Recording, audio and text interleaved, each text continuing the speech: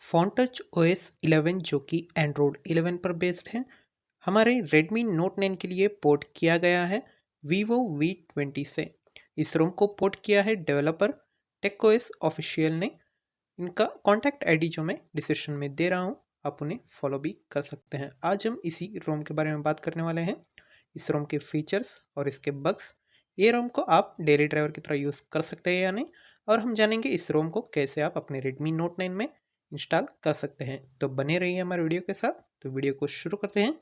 स्वागत करता हूँ मैं आपका फ्लेयर जोन जीटी में।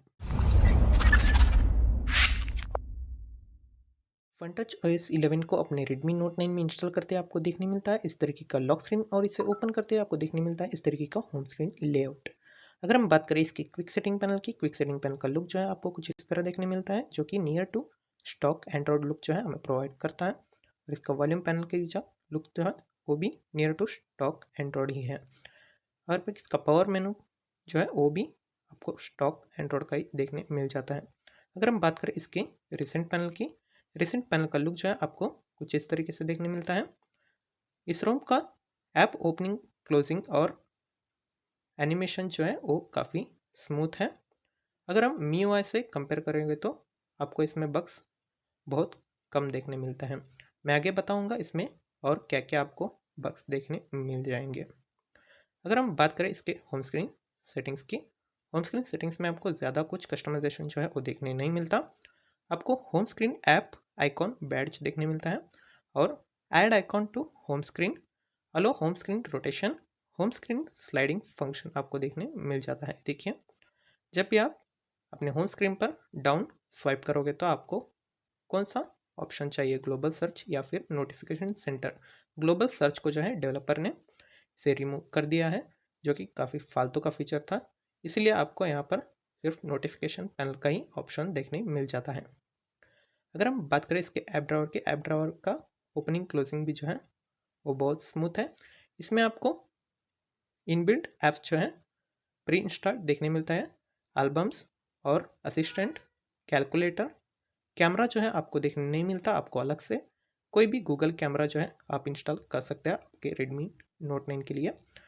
Chrome, clock, contacts, FM radio, i manager, messages, music, phone, play store, recorder, settings और थीम्स, वैंस्ड वीडियो, वेदर, ये इतने एप्लीकेशन आपको इसमें प्री इंस्टॉल देखने मिल जाता है।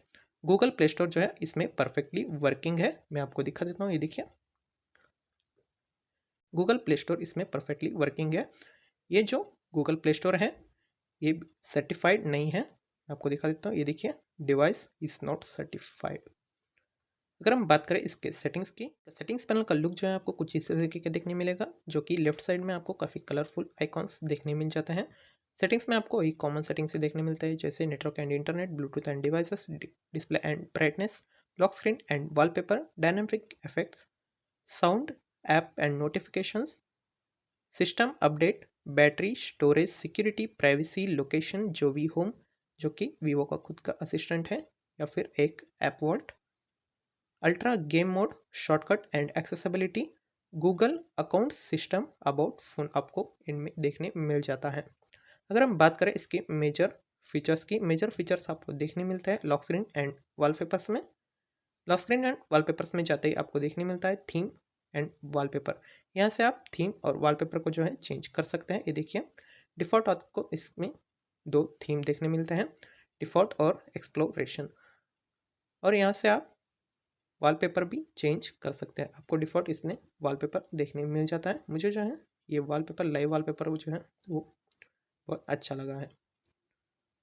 अगर हम बात करें इसके लॉक स्क्रीन सेटिंग्स की, ये देखिए, लॉक स्क्रीन सेटिंग्स में आपको लॉक स्क्रीन स्टाइल और change lock screen wallpaper based on theme, ये ऑप्शन आपको देखने मिल जाता है। अगर होम स्क्रीन सेटिंग्स में हमें बात कर लिया है, वही आपको सेटिंग्स इसमें देखने मिल जाते हैं। और डायनामिक इफेक्ट्स में आपको देखने मिलता है चार्जिंग एनिमेशन। मुझे लगता है चार्जिंग एनिमेशन का जो है ये इफेक्ट इसमें काम नहीं कर रहा, मैंने काफ़ी टेस्ट किया, चार्जिंग एनिमेशन जो है वो इस रोम में काम नहीं कर रहा है। और अगर हम बात करें इसके नेक्स्ट सेटिंग्स की, नेक्स्ट सेटिंग आपको देखने मिलता है बैटरी में। यहाँ से आप बैटरी चेकआउट कर सकते हैं कितना आपका बैटरी ड्रेन हुआ है, कौन सा ऐप कितना बैटरी कंज्यूम किया हुआ है।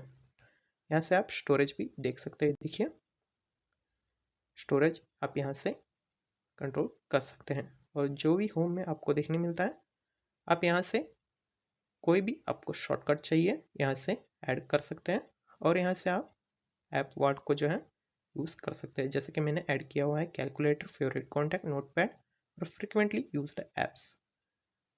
और नेक्स्ट सेटिंग्स है अल्ट्रा गेम मोड। इसको आप ऑन करके यूज़ कर सकते हैं। इसमें काफ़ी सारे सेटिंग्स हैं। अगर मैं इसके वन बाय वन एक्सप्लेन करने लगूँ तो बहुत वीडियो लंबा हो जाएगा।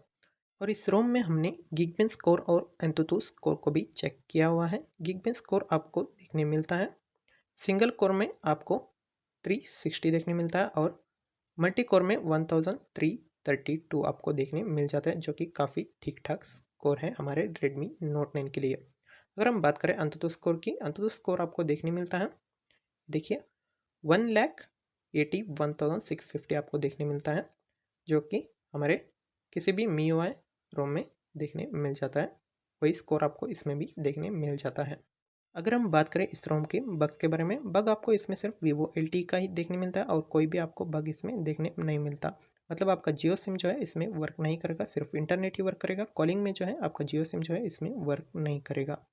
और कभी कभी ऐप्स जो है वो अपने आप ही क्लोज हो जाते हैं। मान लीजिए मैंने म्यूज़िक ऐप को ओपन कर रखा है तो कभी कभी ये अपने आप ही फोर्सफुली क्लोज हो जाता है।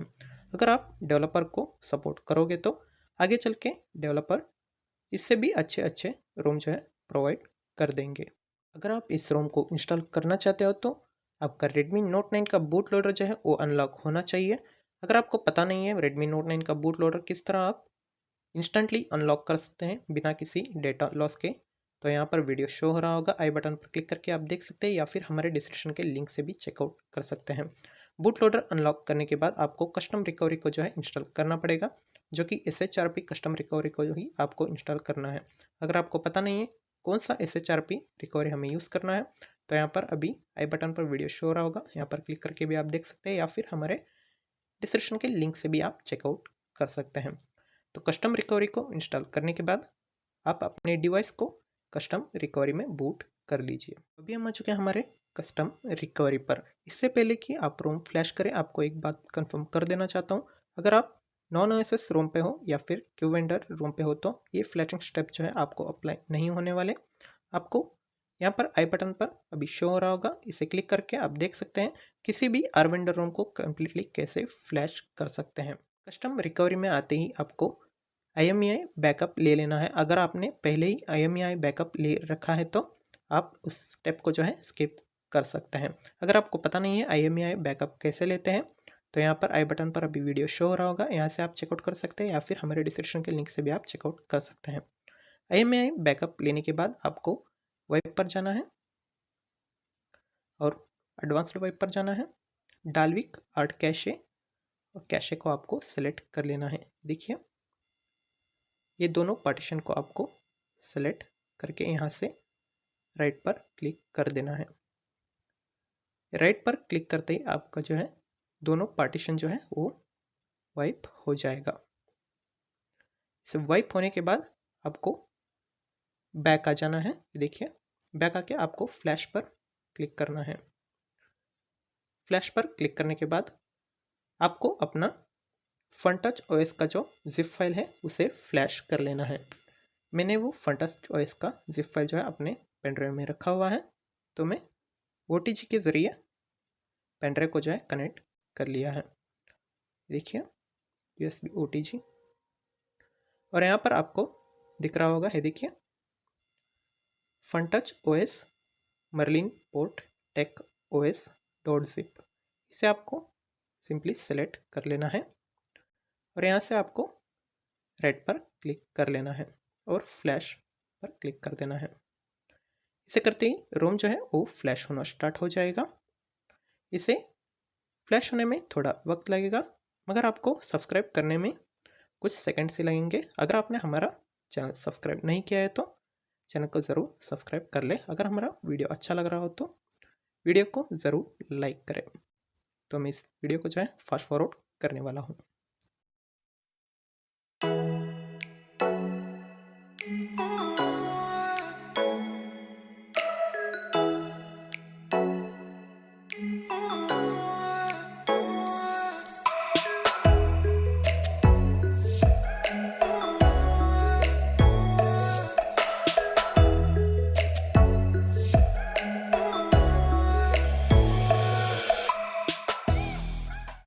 तो अभी हमारे डिवाइस में सक्सेसफुली फन टच ओएस जो है वो फ्लैश हो चुका है, यहाँ देख सकते हैं।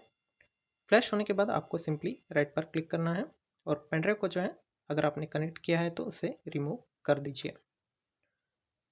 फ्लैश होने के बाद आपको सिंपली वाइप पर जाना है और फॉर्मेट डाटा पर जाना है। यहाँ पर आपको YES टाइप करके आपको यहाँ पर राइट पर क्लिक कर देना है। ये देखिए, इसे करते ही डाटा जो है वो फॉर्मेट होना शुरू हो जाएगा। डाटा फॉर्मेट सक्सेसफुल होने के बाद आपको अपने डिवाइस को रिबूट कर लेना है। ये देखिए, सिंपली रिबूट पर आप क्लिक कर दीजिए। अभी आपका Redmi Note 9 जो है वो Vivo लोगो के साथ बूट हो जाएगा। देखिए, अगर आपको हमारा वीडियो पसंद आया हो तो वीडियो को लाइक कर दीजिए।